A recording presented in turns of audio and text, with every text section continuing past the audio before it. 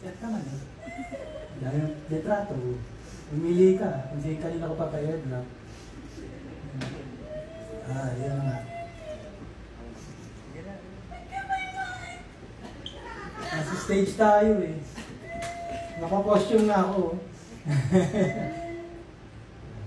Relax ka muna, relax ka muna. Relax ka muna. Okay? Okay. Inhale. Exhale. Oh. Sige. Yun na. So, yun yung bangka.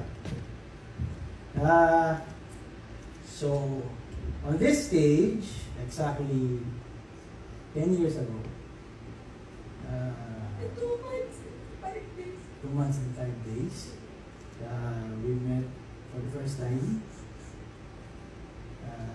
Without knowing each other, 2 worlds apart. Saudi girl, Tondo boy. Nag-duet kagad tayo nang hindi pa tayo nag-uusap. So, hindi tayo nagkakilala. So, this stage has given me a lot of things in my life. Progress, dreams, goals, career, a name, a family, friends, new friends, and of course, special someone. And pasensya na, 10 taon ang inabot. Pinahinog lang siguro ng panahon. Marami rin tayong challenges, kaya hindi rin matuloy-tuloy. At I've been planning to do this since last year. Supposedly, I'm gonna do it on your birthday.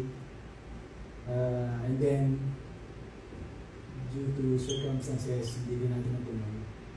And then, I plan on doing this also on Christmas. Kasi Christmas gift ko sa Zinal Cave pa nga eh. Kaya pinaplano ko lang.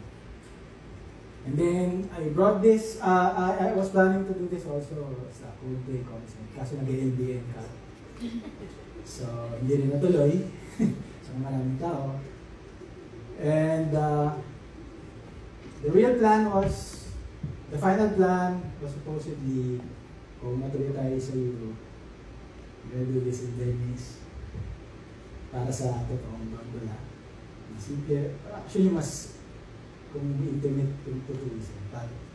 Baka dito talaga kung tayo na kung saan nagmula, kung saan mas sincere actually kung dito. So, maraming salamat sa lahat ng pagmamahal na binigay mo at maraming salamat sa pagpunta sa birthday ko dito. Maraming salamat sa